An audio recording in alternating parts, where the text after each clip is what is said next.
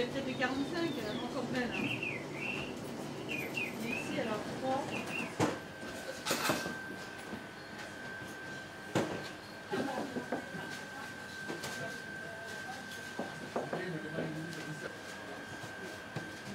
Alors moi, en fait, ça a commencé il y a 12 ans de cela.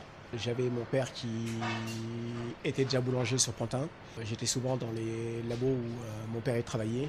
Et ça m'a donné envie, petit à petit, je touchais la pâte, je jouais avec la farine toute la journée, même pendant les jours où j'avais pas école. Nous, justement, c'était notre terrain de jeu à nous. C'est-à-dire que quand on n'avait rien à faire, on allait dans la boulangerie et c'est là qu'on s'amusait.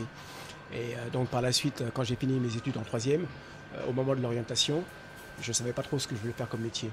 Et c'est là que je me suis dit, bah, la boulangerie, moi, pourquoi pas. Je me voyais bien faire une carrière de boulanger. Donc j'ai fait un apprentissage au début en 2 ans, de 2 ans en pâtisserie. À la suite de ces 2 ans, j'ai obtenu mon CAP de pâtissier. Ensuite, j'ai fait 1 an en boulangerie. Après cette année de boulangerie, j'ai eu mon CAP aussi boulanger. Et il se trouve que le poste de boulanger se libérait ici même aux Abbesses. C'est-à-dire que le boulanger, il partait et le patron m'a proposé de prendre sa place. Et donc depuis, je suis resté ici aux Abbesses. Le travail qu'on fait ici, c'est un travail en 2 phases. C'est-à-dire que le matin, en fin de journée, quand on a fini, on pétrit une certaine quantité de pâte. On fait juste un mélange d'eau et de farine.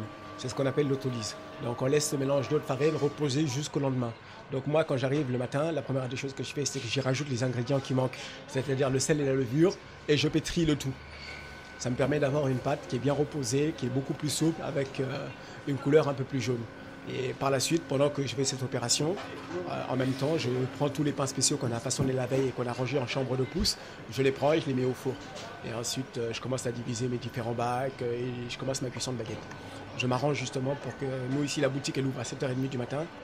Je m'arrange pour qu'à 7h30, les premières baguettes sortent et que nos clients ils aient la première baguette dès que la boutique ouvre. Ah, mais mon projet, bah, c'est toujours le même. Essayer de m'améliorer au quotidien, essayer de fabriquer toujours de la bonne baguette et même meilleure que celle que je faisais déjà avant.